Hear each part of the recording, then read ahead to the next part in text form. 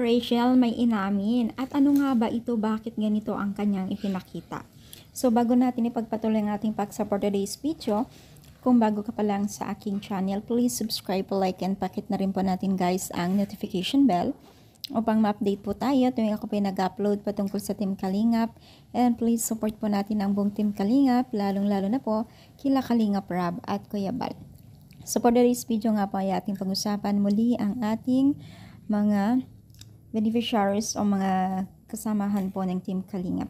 Itong si Rachel pala, no, itong kanyang alaala na short sa nung unang panahon, nung hindi pa nakikilala ang Team Kalingap, even nakilala po ang Team Kalingap, ay pinakita niya sa mga isa sa mga sikreto or mga paborito niyang short o jersey na kung saan kahit butas-butas ng araw ito ay talagang gustong-gusto niyang isuot ito. As you can see naman at pinapakita niya ito during nagla-live or nagbo-video po sila, no? Talagang binahagi niya ito para naman ma-inspire din po yung mga netizens o kung paano nila kilalanin o makilala itong si Rachel. Talagang normal na yan sa isang babae, kung ano yung paborito, yun na isuot, yun talaga lagi, kahit luma na yan o ano, kahit sino naman po, diba? So nakaka-relate dyan yung mga babae na kagaya natin na ganyan talaga.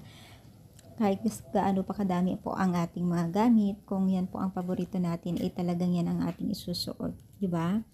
So yan po isa sa mga sinashare po ni Rachel sa kanyang vlog na jersey. Siguro meron talagang nagbigay ito na napaka-importante din sa buhay niya, diba? So ano masasabi ninyo? I-comment down dito sa baba at palike po ang ating video. Thank you so much. More power and God bless all guys.